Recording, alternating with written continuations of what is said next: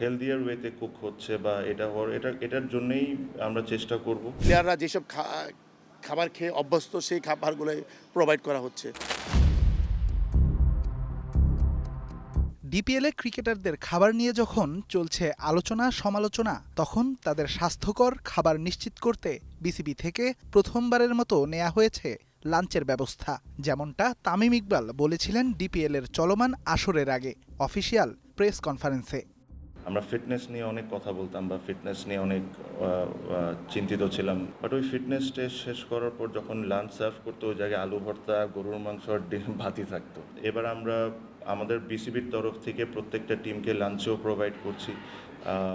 আমি এটা জানি যে সাডেনলি হঠাৎ করে ওই ভাতের অভ্যাস থেকে গ্রিল চিকেনে নিয়ে আসা ন্যাশনাল টিম প্লেয়ার্স বা যে আন্ডার-19 বলেন বা এই টিমের বলেন, ওনারা হয়তো বা এটাতে ইউজ টু, বাট যারা আমাদের এই ডোমেস্টিক খেলেন তাদেরকে একদম সাডেনলি পুরাটা চেঞ্জ করা দেওয়াটা ডিফিকাল্ট হবে, বাট অ্যাটলিস্ট হেলদিয়ার ওয়েতে কুক হচ্ছে বা এটার জন্যই আমরা চেষ্টা করব।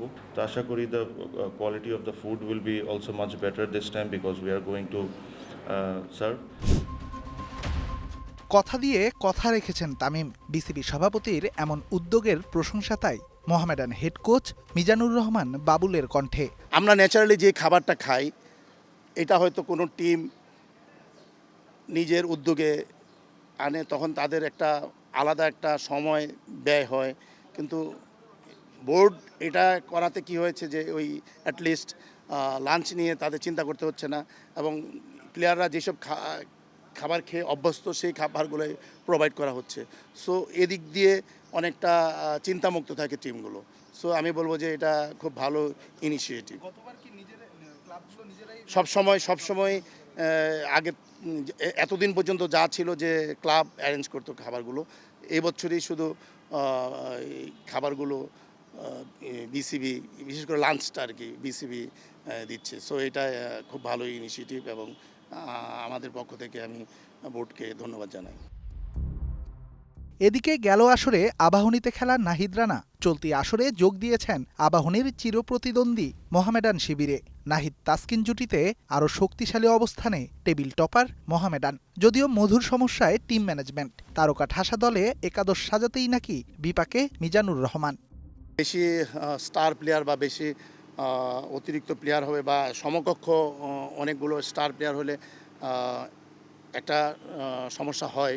অতিরিক্ত প্লেয়ার হলেও যে সমস্যা হয়, আবার অনেক রিজার্ভ বেঞ্চটা অনেক সমৃদ্ধ থাকলে টিম বানাতে সুবিধা হয়। নাহিদ আপাতত একটা কালকের ম্যাচটা খেলুক, তারপরে বোঝা যাবে যে কয়টা ম্যাচ খেলবে। সো প্রতিটা ন্যাশনাল টিমের প্লেয়ার যারা আছেন তারা হয়তো 5 তারিখ পর্যন্ত খেলতে পারবে, এটা আমরা জানি সবাই। ঈদের ছুটি কাটিয়ে মঙ্গলবার মাঠে ফিরছে ডিপিএল। মিরপুরের শেরেবাংলায় এদিন বিগ ম্যাচে মোহামেডানের প্রতিপক্ষ লিজেন্ডস অব রূপগঞ্জ। শিরোপা ধরে রাখার মহাপরীক্ষায় অপেক্ষা করছে মতিঝিলের জায়ান্ট ক্লাবটার জন্য। Redwan Shaon, star play, Dhaka.